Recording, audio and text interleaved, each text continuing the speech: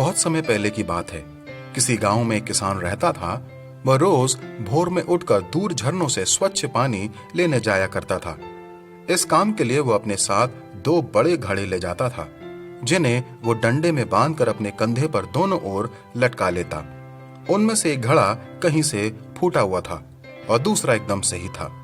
इस वजह से रोज घर पहुंचते पहुंचते किसान के पास 1.5 घड़ा पानी ही बच पाता था। ऐसा 2 सालों से चल रहा था।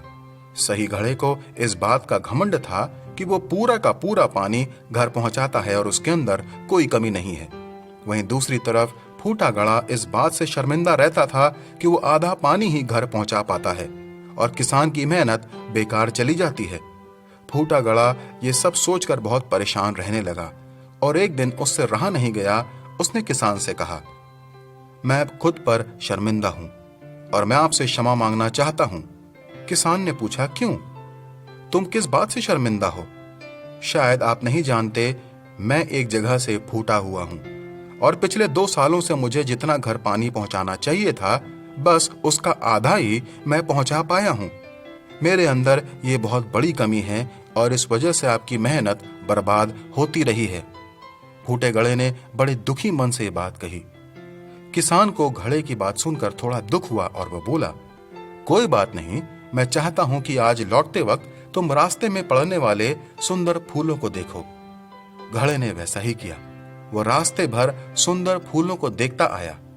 ऐसा करने से उसकी उदासी कुछ दूर हुई, पर घर पहुंचते पहुंचते फिर उसके अंदर से आधा पानी गिर चुका था।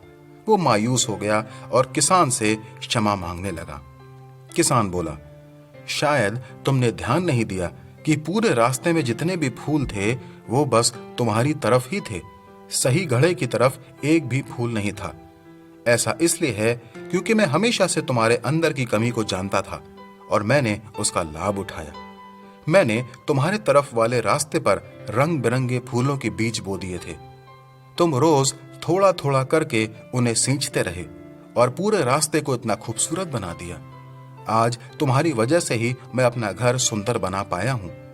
तुम ही सोचो, अगर तुम जैसे हो वैसे नहीं होते तो भला क्या मैं ये सब कुछ कर पाता?